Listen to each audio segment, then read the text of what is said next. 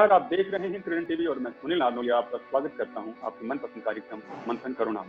मंथन करुणा जो कि मंच है मंथन का, मंथन उन हालातों का जो कोरोना की वजह से पैदा हो गए, उन हालातों का जो थोड़े से गंभीर लगते हैं, क्योंकि हम जिस तरह के आंकड़े हमारे आसपास देख रहे हैं वो डराने वाले। अगर हम कोरोना से संबंधित आंकड़ों की अगर जानकारी लें और पूरे वर्ल्ड वाइड एक नजर डालें तो हमारे पास आता है कि 70,09,065 मामले ऐसे हैं जो कि कोरोना से संक्रमित हैं। अगर हम लोग इंडिया की बात करें तो 2,56,611 मामले कोरोना से संक्रमित हैं। मृत्यु दर की अगर मैं बात करूं तो हिंदुस्तान में 7,135 मौतें कोरोना की वजह से हो चुकी। इसी तरह से अगर मैं विश्व स्तर की बात करूं तो आज तारीख तक 4,02,708 मौतें हैं जो कि कोरोना की वजह से हो चुकी है। डराने वाली बात नहीं, लेकिन थोड़ा पॉजिटिव भी है। पॉजिटिव है, क्योर हो रहे हैं, रिकवर भी कर रही हैं। अगर हम हिंदुस्तान में रिकवरी की रेट की बात करें तो 1,24,094 मामलों की रिकवरी हो चुकी है। तो कोरोना की जंग जीतकर फिर से सीधी और सरल जिंदगी जीने के लिए हमारे साथ शामिल हो चुके हैं। अगर मैं दुनिया की बात करूं तो ये आंकड़ा है 31,40,721, तो बड़ा नंबर है। तो मैं आशा बंधाता है कि हम लोग कोरोना की जंग जरूर जीत जाएंगे, लेकिन हालात थोड़े से संजीदा हैं। हालात कुछ ऐसे हैं कि सावधानी हटी तो दुर्घटना घटी। कोरोना ने अर्थव्यवस्था की भी कमर बुरी तरह से तोड़ दी। तो सरकारों को मजबूरन और सारी कार्यस्थल, सारे फर्मों को खोलना पड़ रहा है, क्योंकि अगर काम नहीं होगा तो सरकारें आने वाले समय के लिए या फिर कहीं सारी अर्थव्यवस्थाएं नष्ट हो जाएंगी। तो ऐसे केसेस के अंदर हमारी जिम्मेदारियां बहुत बड़ी हैं। अगर हम कोरोना केसेस की बात करें और आज के अपने वर्तमान हालातों की बात करें तो आज हम 5वें नंबर पर हैं। हमसे आगे सिर्फ अमेरिका है, ब्राजील है, रसिया है और यूके, और हम 5वें नंबर पर आते हैं। तो ये डराने वाली सी बात है। और जिस तरह से लॉकडाउन खुल रहा है सभी चीज़ों की आवाजाही बढ़ रही है, केसेस डे बाई डे बढ़ने लगी। पहले जहाँ 100-200 केसेस मिलना बड़ी बात थी, आज आंकड़ा 8,000-9,000 तक पहुंचा। तो ये डराने वाले आंकड़े हैं कि आगे आने वाले टाइम में कोरोना किस तरह से रुख लेने वाला है, किस तरह से विशाल मुंह खोले बैठे हैं। तो इन सभी बातों के लिए आज हम लोग बातें करेंगे। और इस दौर में जिस सेगमेंट हम सबसे ज्यादा नजरअंदाज कर रहे थे वो था हाउस वाइफ। वो घरों में रह रही हैं और घरों में ही रहती आई हैं, लेकिन उनकी जिम्मेदारियां, उनका तनाव पहले से 2 गुना 4 गुना बढ़ गया है। क्योंकि जहाँ वर्क फ्रॉम होम की बात थी, उन्हें वर्क फ्रॉम होम करना पड़ रहा है। पहले उन्हें थोड़ा सा रिलैक्स मिलता था, जब सब लोग घर चले जाया करते थे, अपने लिए लम्हे 2 लम्हे निकाल लिया करते थे और अपनी जिंदगी जिया करते थे। अब सब लोग साथ हैं तो जाहिर सी बात है कि अब उनके लिए आराम बिल्कुल मुश्किल है। जहाँ एक तरफ हम ये देखते हैं कि लॉकडाउन की वजह से सारे कार्यस्थलों में सुनसान है, वहीं नॉन पेड वर्कर्स यानी अगर हाउस वाइफ की हम बात करें, उस आधी आबादी की बात करें तो उनका काम डबल हो चुका है। उस आधी आबादी का काम डबल हो गया है। वो कैसे हालात से जूझ रही हैं और किस तरह इस कोरोना के काल में कोरोना से संघर्ष कर रही हैं और कैसे इन सभी चीजों में संतुलन बैठा रही हैं, इन चीजों में विचार विमर्श करने के लिए आज हमने कुछ हाउस वाइफ को इन्वाइट किया है। मैं सबसे पहले आमंत्रित करना चाहूंगा प्रज्ञा पुरोहित जी को, जो जालोर से हमारे साथ जुड़ी हुई हैं, फिर देवाश्री पुरोहित जी हैं जो मुंबई से हमारे साथ जुड़ी हुई हैं, और साथ ही हमारे हैं सोनिया व्यास जी जो कि जोधपुर से जुड़ी हुई हैं। मैं आप सभी का स्वागत करता हूं। आप हमारे इस कार्यक्रम में आए और अपनी बातें साझा करेंगे। देवाश्री, सबसे पहला सवाल मैं आपसे करना चाहूंगा। जी बोलिए। आप मुंबई महाराष्ट्र से हैं, तो मुंबई महाराष्ट्र वो जगह है जिसने कोरोना के पॉजिटिव केसेस में चाइना को भी पीछे छोड़ दिया। वो चाइना जिसको ये समझा जा रहा है कि उसने बीमारी को इजाद किया था, उसने बीमारी को दुनिया को दिया था। तो ऐसे माहौल के अंदर बहुत ज्यादा परेशानियां बढ़ गई हैं, सतर्कता बहुत ज्यादा रखनी पड़ रही है। तो एज ए हाउस वाइफ आप किस तरह के माहौल से संघर्ष कर रही हैं? आपको क्या चीजें, क्या बदलाव देखने को मिल रहे हैं? नमस्कार जी। पहले मुंबई के अंदर हर एक चीज होम डिलीवरी पे डिपेंडेंट थी। बहुत अच्छा सिस्टम था होम डिलीवरी का। वो कि जैसे जैसे केसेस बढ़े वो बंद कर दिया गया। इनिशियली हमें डेली ग्रोसरीज के लिए भी होर्डिंग करनी पड़ी थी, बिकॉज हमें पता नहीं था कि अगले दिन का राशन मिलेगा या नहीं मिलेगा। लाइंस होने लगी थी, बट वहीं पे ऐसा होता है सामान लाओ आप तो डबल काम हो गया। पहले उनको सैनिटाइज करो, कहीं कोई बच्चा उसको छू ना ले घर में आ जाए तो। और मुंबई के अंदर एक और प्रॉब्लम है बारिश का। आप बाहर भी नहीं छोड़ सकते कि बारिश की वजह से वो गीला हो जाएगा। तो ये सारी चीजें बहुत ज्यादा डिफिकल्ट हो गई थी। अब क्योंकि धीरे धीरे सब खुलने लगा है तो हर एक चीज मिलने भी लग गई है, इजी अवेलेबल हो गई है। पहले दुकानों में स्टॉक्स बंद हो गए थे। यहाँ पे तो महा कर्फ्यू डे 1 से था। 22 को जब जनता कर्फ्यू लगाया गया था उससे पहले यहाँ पे लॉकडाउन शुरू हो गया था। यहाँ पे लॉकडाउन शुरू हो गया था 18 मार्च से। हम तब से घर में ही बंद हैं। हम घर से निकले ही नहीं हैं, सामान नहीं मिलता था, सब्जियां नहीं मिलती थी, दूध नहीं मिलता था। आपको हर एक चीज होल्ड करनी है, स्टॉक करनी है, और ये भी ध्यान देना है कि वो खराब ना हो जाए। तो खराब ये ना। अच्छा, तो एक समस्या तो अब ये भी तो आ रही होगी, जैसे अब सभी चीजें खोल रहे हैं, जैसे मॉल्स की बात करें, अगर हम लोग आज वेस्टर्न की बात करें, वेस्टर्न जो हाईवे खोला गया है उसकी वजह से आप देखिए पूरा लॉकडाउन अपने आप ही लग गया है, जाम लग गया है। तो ये जो इस तरह के जो हालात जो पैदा हुए हैं उनकी वजह से खतरा भी तो डबल हो गया है कि अब आपको ये भी ध्यान रखना पड़ता है कि बाहर से जो घर से जो लोग बाहर गए, जो मेंबर बाहर से गए, वो शायद मौत अपने साथ घर लेकर ना आए। एक डरावना था, एक खतरा था, ये एक डर तो है ही है, एक डर ये है, डर है। हाँ, तो ये सारी घर में फैल जाए और हमें पता भी नहीं है कि वो शत्रु जो हमें अपने कब्जे में ले लेगा वो 14 दिन बाद में, 10 दिन बाद में, 12 दिन बाद में अपने आप से दिखाता है। तो कई बार तो लक्षण पता भी नहीं चलते हैं। तो ऐसे केस के अंदर किन सतर्कताओं का ध्यान रखेंगे? ये सबसे पहला तो ये होता है कि बाहर ही आपका हाथ पैर सब सैनिटाइज करा देते हैं। सोसाइटी के अंदर घुसते ही आपको सबसे पहले सैनिटाइज कराते, फिर ही वो एंटर करने देते। उसके बाद में जब घर आते हैं तो बाहर एक बास्केट रखा है, आप जो भी सामान बाहर लेके गए थे, फॉर एग्जाम्पल आपके लंच बॉक्सेस, आपके लैपटॉप बैग्स, आप वहीं रख दीजिए। और जूते भी बाहर खुद स्ट्रेट, अब नहाने के लिए गर्म पानी किया गया है, अब सीधा नहाने जाएंगे। काढ़ा पिलाया जाता है, गर्म पानी का सेक दिया जाता है, ताकि जितना हो सके उतना हम इससे बच सके, हमसे बचाव कर सकते हैं। आगे तो हमें पता नहीं है क्या हो रहा है। ठीक है सोनिया जी, अगला सवाल मैं आपसे लेना चाहूंगा।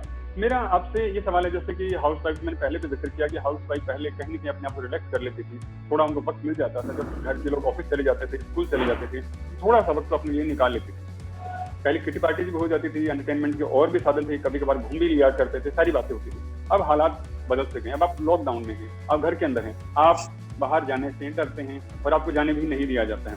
तो ऐसे केस के अंदर आप अपने आप को फिर से रिवाइव कर, जब तो आपको एनर्जी डबल चाहिए, क्योंकि अब आपका काम डबल हो रखा है, तो एनर्जी आपको डबल चाहिए और एनर्जी डोज आपको कम मिल रहा है। तो आप कैसे अपने आप को पॉजिटिव रखती हैं, किस तरह से आप लोग अपने आप को मैनेज करते हैं कि इस नेगेटिव वे में पॉजिटिविटी को बिखेर के हम लोग इस फैमिली को अच्छे चला सकें? सोनिया जी। Yes sir. हाँ सर, थोड़ा सा कनेक्शन की प्रॉब्लम हो गई थी। मैं ये कहना चाह रही थी कि जैसे हमसे पहले जब हम लोग थे भी नहीं, तब वर्ल्ड वॉर सेकेंड हुआ था, तो उसकी हम लोगों ने स्टोरीज सुन रखी है। तो उस टाइम जो हमारा शत्रु था वो हमें दिखता था, तो लोग उससे डरते थे कि हम बाहर नहीं जाएंगे। आज भी हमारे सामने ऐसा ही एनिमी है, शत्रु है, लेकिन अब वो इनविजिबल है। तो वो हमें ज्यादा कॉन्शियस रहने की जरूरत है। उसी लेवल पे ये भी वॉर जैसा ही लगता है मुझे कि हाँ, हमें अपने आप को प्रोटेक्ट करना है। तब हम कुछ नहीं सोच सकते थे उस टाइम कि कैसे हम क्या मैनेज करें, क्या करें, बाहर कैसे एंटरटेनमेंट करें। तो इस टाइम भी हमें ये सोचने की बजाय ये सोचना ज्यादा सही रहेगा कि अपने बच्चों को कैसे प्रोटेक्ट करके रखें, फैमिली मेंबर्स सब सही से निकल जाएं इस काल से। तो that will be the first preference. ठीक है, यानी कि महिलाएं फिर से अपनी कमर कसते हुए हैं और उनके लिए अपने रोमांच से, अपने एंटरटेनमेंट से कहीं ज्यादा जरूरी अपने परिवार का रोमांच और उनकी जिंदगियां। ये फिर से आपने इतनी बड़ी बात कही है जिसके लिए हमेशा नारी पूछी जाती रही कि नारी हमेशा अपना सुख और अपना आराम छोड़कर अपने परिवार का सुख और उसके परिवार का आराम ढूंढती है, उसकी रक्षा के लिए सब कुछ करती है। ठीक, इसी सवाल को लेकर मैं प्रज्ञा जी आपसे कनेक्ट होना चाहूंगा। प्रज्ञा जी, आजकल एक बड़ी समस्या हम देखने को जो मिल रही है कि अब मेड नहीं आ रही जो आपको काम में सहायता किया करती है। तो जाहिर सी बात है कि काम डबल हो गया है और जिम्मेदारियां बढ़ गई। अब सभी लोग घर में बैठे रहते हैं, तो जाहिर सी बात है कि खाने पीने की और फरमाइशें बार बार में आती हैं, आपको बच्चों को अटेंड करना पड़ता होगा, फरमाइशें बार बार पूरी करनी पड़ती होंगी। एक जॉइंट फैमिली वाला सा माहौल हो रखा होगा, वही 70s में या 60s में या 50s में हुआ करता था। यानी कि हम अपने आप को एक तरह से देखें तो आज जो औरत की स्थिति है वो 50 या 60 साल 70 साल पहले की औरत की जैसी स्थिति हुआ करती थी वैसी हो गई है। तो ऐसे केस के अंदर आप किस तरह के चेंजेस लिए कैसे मैनेज कर रहे हैं खुद को? सर, आप बिल्कुल सही कह रहे हैं, अभी सिचुएशन बिल्कुल वैसी है। पहले तो घर में मेड आ जाया करती थी, लेकिन अभी मेड और कोई भी साथ में हेल्प करने वाला नहीं है। और मैं जॉइंट फैमिली से हूँ, इसके लिए मुझे थोड़ा सा आराम मिलता है, क्योंकि मेरे साथ जैसे मेरे बच्चे हैं, हस्बैंड है, मेरी सास है, तो वो सब मिलके थोड़ा हेल्प कर देता है, उससे थोड़ा इजी हो जाता है काम। लेकिन ये है कि फरमाइश तो सबकी बढ़ती जाती है। अभी जैसे होटल्स बंद है, कैफेज बंद है, तो बच्चों की फरमाइश ऐसी होती है, आज ये नहीं, आज वो नहीं। तो ये सब हमको नया सीखने को भी मिल रहा है। उनकी फरमाइश पूरी करने के लिए हम कुछ यूट्यूब से जैसे सीख के और उनके लिए अलग अलग वैरायटी बनाने की कोशिश करते हैं। और साथ में ये भी ध्यान रखना पड़ता है कि हमारे घर का बजट भी बैलेंस करना होता है सर। तो वो सब थोड़े में कैसे चलाना है, उस सब का हमें काफ़ी कुछ सीखने को मिला है। और जैसे इम्यूनिटी बढ़ाने के लिए भी हम लोग कोशिश करते हैं कि बच्चों की इम्यूनिटी अच्छी हो जाए, तो उसके लिए भी जैसे च्यवनप्राश है, गिलोयबत्ती है, ये सब और घर का काढ़ा बना के, तो इन सब चीज़ों से प्रोटेक्शन भी हो जाता है और बच्चों को टेस्ट थोड़ा डिफरेंट करके देते हैं, तो वो भी खाने में एंजॉय करते हैं। और चूँकि घर का सारा बना के देते हैं, तो न्यूट्रिशन का भी पूरा ध्यान रखते हैं। लेकिन बहुत लोग तो सर अब ऐसा है कि अब खुद के लिए टाइम निकालना तो हम भूल ही गए। तो खुद खुद के के लिए लिए टाइम निकालना सही बात है कि खुद के लिए टाइम निकालना तो भूल ही गए हैं। बिल्कुल इन पॉसिबल। दौरान जैसे मैंने जो बताया थोड़ी देर पहले मैं जिक्र कर रहा था कि अभी देश की और दुनिया की अर्थव्यवस्था भी चरमराई हुई है, तो जाहिर सी बात है कि उसका भार कहीं न कहीं घर के बजट के ऊपर भी आया है। तो घर के बजट को लेकर किस तरह से क्या संतुलन रखा जा रहा है, इस सवाल को मैं श्री से दोबारा जुड़ना चाहूंगा। दिव्यश्री, जी। आप बताएं कि घर का जो बजट इन दिनों अव्यवस्था हो गया होगा, पहले तो चीजें फिक्स रहा करती थी, अभी आप अपने लिहाज से, जैसा अभी उससे पहले जिक्र चल रहा था कि कई मॉल्स वगैरह हैं या फिर जो चीजें बंद हैं, होम डिलीवरी हुआ करती थी, वो अब चीजें मैनेज नहीं हो पाती। तो ऐसे जो दौर चल रहा है, इसमें बजट के ऊपर भी कहीं कहीं भार आया होगा, इससे देखकर आप कैसे क्या संतुलन रखा है? जी, बजट के ऊपर एज इट इज बहुत बाहर आया, बिकॉज सैलरीज भी कट होके आती हैं, बिजनेस चल नहीं रहे हैं। प्लस जो सामान हमें पहले 2 रुपए का मिलता था, वो 2.5-3 रुपए का होने लग गया। तो कटौती हम अननेसेसरी वो कहते हैं ना, जो चीजें जरूरी नहीं है, नॉन एसेंशियल्स, उस पे कर दी है। 2-3 महीने आप मत फैंसी कपड़े खरीदो, मत फैंसी खाना खाओ, मत आप घर में कुछ डेकोरेट करो आप, बिकॉज एसेंशियल अभी सबसे ज्यादा है फ्रूट्स, वेजिटेबल्स और घर का राशन। तो इसको हम कहीं पे कट नहीं कर सकते, इसे हमें बढ़ाना ही पड़ेगा, बिकॉज बच्चे भी घर में हैं, हस्बैंड भी घर में है, हम भी सब घर में हैं। तो ये बैलेंस बैठाना थोड़ा सा मुश्किल है, बट हाँ, आई थिंक अगर हम खुद को कंट्रोल करें, जो मुझे लगता है सभी ने कर रखा है, सब कुछ पॉसिबल है।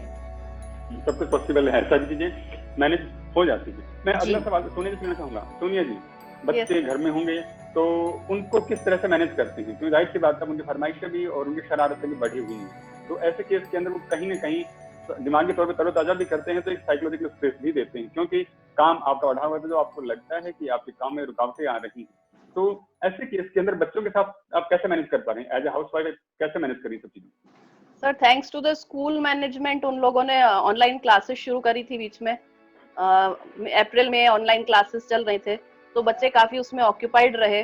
तो बच्चे स्कूल से कनेक्टेड रहते हैं, तो अपना काम कुछ ना कुछ करते रहते हैं। प्लस जो आजकल जो टेक्नोलॉजी का जमाना है, तो यूट्यूब वगैरह से देख के कुछ नए नए क्राफ्ट के आइटम्स बनाते हैं, कुछ नया बनाना किचन में ट्राई करते हैं। तो अपने आप बच्चों के साथ ऑक्यूपाई रहने का अच्छा टाइम मिल गया साथ में बच्चों के। बाकी इतना टाइम हम लोगों को यूजुअली मिलता नहीं है साथ में। प्रज्ञा जी, मेरा अगला सवाल जो आप इससे रहे, जैसे आपने बताया कि आप जॉइंट फैमिली से, जॉइंट फैमिली जुड़े होने की वजह से कुछ जिम्मेदारी, जॉइंट फैमिली को जिम्मेदारियां देती है, तो थोड़ी बहुत परेशानियां भी आ जाती है, क्योंकि हम लोगों ने कहीं न कहीं अपने आप को न्यूक्लियर फैमिली की तरह सेटल करना सीख लिया है। और अब ये जो कालखंड आया है, जो कोरोना का जो कालखंड आया है, जिसके अंदर जॉइंट फैमिली की तरह रहना, खुश रहना, मुस्कुराना, वो सारी बातें सीखने मिली हैं। तो क्या लगता है कि न्यूक्लियर फैमिली और जॉइंट फैमिली में कौन सा स्टेटस आपको बेटर लगा इन दोनों जो देखने को जो मिला होगा? सर, मैं तो जॉइंट फैमिली को ही प्रेफर करती हूँ, बिकॉज ऑफ के न्यूक्लियर फैमिली में बहुत प्रॉब्लम्स आती हैं और उन प्रॉब्लम्स को आपको अकेले ही फेस करना होता है। जबकि जॉइंट फैमिली में ये रहता है कि आपके साथ प्रॉब्लम शेयर करने वाले भी बहुत लोग होते हैं। जैसे आपके पेरेंट्स हैं और सास ससुर हैं, तो वो अनुभवी लोग होते हैं, तो वो हमें ज़्यादा समझा सकते हैं कि हमें कैसे अपनी फैमिली को सिक्योर करना है। और अगर न्यूक्लियर फैमिली, आपने बहुत अच्छी सी बात की, इस बात में अच्छे से हाईलाइट करना चाहूँ। कहीं न कहीं हमें कोरोना की काल ने हमारे बुजुर्गों की, हमारे सीनियर्स की महत्ता को समझाया है कि वो हमें सिक्योर करते हैं, हमें गाइड करते हैं। तो प्लीज कंटिन्यू कीजिए। सर, वो हमें ये समझा सकते हैं कि हमें हमारे बच्चों की इम्यूनिटी कैसे बढ़ानी, क्योंकि हमें उस चीज़ की समझ नहीं है। हमारे बच्चे पिज़्ज़ा बर्गर ही ज़्यादा प्रीफर करते हैं, लेकिन दादा दादी ने ये समझाते हैं कि अभी खाने से आप ज़्यादा बीमार हो जाएंगे, लेकिन अगर आप नॉर्मल घर का खाना और न्यूट्रिशन फूड्स खाएंगे तो उसके लिए, और उनमें वो जो रेसिपी बनाना सिखाते हैं वो हमें यूट्यूब भी नहीं सिखा सकता है सर। इसलिए मैं जॉइंट प्रेफर करती हूँ। उनके अनुभव को मैं ज़्यादा अभी सीख पाई हूँ। शायद पहले मुझे लगता था कि क्या है, जो अभी तो जो ट्रेंड में चल रहा है वो होना चाहिए, लेकिन इस बीमारी ने मुझे ये समझा दिया है कि जो बड़े लोग कहते हैं और उनको अगर हम फॉलो करते हैं तो हम ज़्यादा सेफ रह सकते हैं। बहुत अच्छी बात कही, बहुत ही अच्छी बात की प्रज्ञा जी ने कि इस नेगेटिविटी में भी जो पॉजिटिविटी ढूंढने का काम जो कर जाए वही नारी कहलाए, कि वो हमेशा सकारात्मकता के साथ में आगे बढ़ती है। उसने कितनी खूबसूरती से बात को समझ लिया, नेगेटिव नहीं हुई। चाहती तो खंडन की तरफ बढ़ सकती थी, लेकिन उसने उसे प्यार से समझा और सरोकार को पूरी जिम्मेदारी से लिया। उन्होंने उन्हें एल्डर्स को, उन बड़ों को, उन बुजुर्गों को आदर के साथ में लिया और समझा कि इनकी महत्ता कितनी ज्यादा है। मैं अगला सवाल लेते हुए दिव्यश्री से कनेक्ट होना चाहूंगा। दिव्यश्री जी, आप यूथ हैं, यंग हैं, जाहिर सी बात है कि ये उम्र होती है, खेलने खाने की होती है, सजने संवरने की होती है, लेकिन कोरोना की लॉकडाउन ने सारी चीजों पर पाबंदियां लगा दी हैं। तो जाहिर सी बात है, फैशन कहें, ब्यूटी कहें, कहीं न कहीं पीछे छूट सी गई हैं। तो क्या लगता है, दिमागी तौर पे आप अपने आप को थोड़ा नीरस महसूस करती हैं? नहीं, इतना टाइम ही नहीं मिलता एज अ हाउसवाइफ कि इन सब चीजों पे अभी ध्यान दिया जाए। ऑनेस्टली बाहर आप जाने का तब सोचते हो, आप तैयार होने का तब सोचते हो जब सब कुछ नॉर्मल होता है। आप मतलब आपके बच्चे बाहर हैं, आपके पास अपने लिए कुछ टाइम है। अभी जैसे पहले हाईलाइट हुआ कि अपने लिए तो टाइम बचा ही नहीं है, और ये टाइम अभी ऐसा है कि वापस नहीं आएगा। ठीक है, कोरोना है, हम बाहर बहुत डरे हुए हैं, बट ये जो लॉकडाउन की वजह से हमने 70-80 दिन साथ में निकाले हैं, ये वापस नहीं आएंगे। तो हो सके तो इसी को एंजॉय करना ज्यादा जरूरी है। सजना संवरना तो कोरोना के बाद भी हो जाएगा। बहुत ही अच्छा कहा आपने कि जिंदगी में जरूरी लम्हों को जीना है जो जिंदगी भर याद रहते हैं। खूबसूरती, चेहरे की बनावट और वो जो चमक है वो तो 2 दिन के लिए या फिर उस लम्हे के लिए होती है जिसमें हम जिया करते हैं। बाकी बातें जो रहती हैं वो यादें वो याद रह जाती हैं कि हमने वो वक्त ऐसे गुजारा था, उसका चेहरा कैसा था ये याद नहीं आता, उसने कहा क्या, तो किस तरह से हमने वो लम्हा दिया, ये हमें याद आया करता है। उस बात को हम आज महसूस कर रहे हैं, ये बहुत बड़ी बात है। इस बात को हम कंटिन्यू करते हुए मैं एक बार फिर से सोनिया जी से कनेक्ट होना चाहूंगा। सोनिया जी, हाउस वाइफ के तौर पर हमें एक जो आपसे एक मैसेज के तौर पे ही मैं कहूँ, क्या कहना चाहेंगे सभी हाउस वाइफ को, क्या मैसेज देना चाहेंगे कि जैसे मैंने बताया कि एक तरह से देखी जाए तो हर तरफ बीमारी बिखरी पड़ी है और वो इतनी इनविजिबल है कि हमें दिखाई भी नहीं दे रही है। हमें नहीं पता वो सब्जी में लिपट कर आ जाएगी, हमें नहीं पता कि जूते के सोल के साथ लिपट कर आएगी, हमें नहीं पता कपड़े में आएगी, सांसों के साथ लिपट कर आ जाएगी। तो ऐसे केस के अंदर किस तरह से आप घर को, परिवार को और वो लोग जो घर में उनको सुरक्षित रखें? सर, ये तो हमें नहीं पता कि बीमारी किस फॉर्म में आएगी हमारे पास, लेकिन ये हमें पता है कि हमारे शरीर की अगर इम्यूनिटी स्ट्रांग रहेगी तो हम कैसी भी बीमारी को फेस कर सकते हैं। तो अभी हमारा पूरी कोशिश यही रहती है कि कुछ भी करके हमें अपना और परिवार वालों की बॉडी की इम्यूनिटी को बढ़ाना है। जितना हो सके आई प्रेफर कि योगा करके या बढ़ाने के लिए क्या करते हैं? जैसे योगासन के कुछ प्राणायाम, फिर जैसे आयुष मंत्रालय ने अपना काढ़ा निकाल रखा है, तो कुछ इस तरह से हम लोग अपनी कोशिश में लगे हुए हैं कि हर कुछ भी करके बच्चों की अपनी सबकी इम्यूनिटी बढ़ा के रखें, अंदर से स्ट्रांग रहें, ताकि बाहर से कुछ भी आए तो हमें हिट कर ना सके। तो क्या लगता है इन दोनों बच्चों के जो फूड में भी आपने कुछ चेंजेस किए हैं? बच्चों को जंक फूड बहुत ज्यादा सुहाता है, तो इन दोनों में वो जंक फूड से आप न्यूट्रिटिव फूड की तरफ मूव कर रही हैं? बच्चे मान रहे हैं इस बात को? सर, थोड़ा चेंजेस करने की कोशिश करी है। जैसे पहले पिज्जा, अगर वो लोग पिज्जा की बात करें तो जब वो लोग पहले पिज्जा खाते थे तो दैट वाज ऑन ब्रेड पे बेस्ड होता था, तो अभी हमने उसको गेहूं पे कन्वर्ट कर दिया, रोटी के ऊपर लेके आ गए हैं। तो थोड़ी सिंपल चीजें, पिज्जा तो है लेकिन अब वो रोटी के ऊपर है, सो थोड़ी सी क्योंकि तो बाहर का यानी कि हमने उन्हीं चीजों को खूबसूरती से पेश करना शुरू कर दिया है। यस सर, चीज वही रखी है, लेकिन थोड़ा सा बच्चों के हिसाब से हमें भी फ्लेक्सिबल होना पड़ता है, क्योंकि पूरा टाइम हम लोग उनको नहीं रख सकते। यानी कि महिलाओं के लिए, नारियों के लिए, विमेंस के लिए बहुत ज्यादा इनोवेशन करने का टाइम है। यस सर, वो जितना इनोवेशन कर पा रहे हैं वो फुल टाइम एंगेज अपने आप को संभालने के लिए लगी हुई है कि मैं अपने आप को कैसे और बेहतर स्वरूप में लोगों के सामने पेश कर पाऊँ। चाहे वो खाना पीना हो, चाहे अपना रहन सहन हो, चाहे आहार विहार हो, किस तरह भी हो, वो मैं सब जीत पाऊँ और अपने इस परिवार को उसकी संपत्ति भी कहें और हम उसकी समृद्धि भी कहें और हम उसके सुख और सम्मान सभी को सही ढंग से रख पाएं, इसकी जिम्मेदारी को आप अच्छे से निभा पा रहे हैं। अगला सवाल, एक बार मैं फिर से देवर्षी से जुड़ना चाहूंगा। देवर्षी, जैसे अभी हम बात कर रहे हैं कि कहीं ना कहीं हम लोग न्यूट्रिशनल फूड की बात कर रहे हैं कि बच्चों को हम लोग ये बताने लगे हैं कि न्यूट्रिटिव फूड लेने से फायदे होंगे, लेकिन जाहिर सी बात है कि बच्चे उतने सीधे भी नहीं होते कि हमने कहा और उन्होंने मान लिया।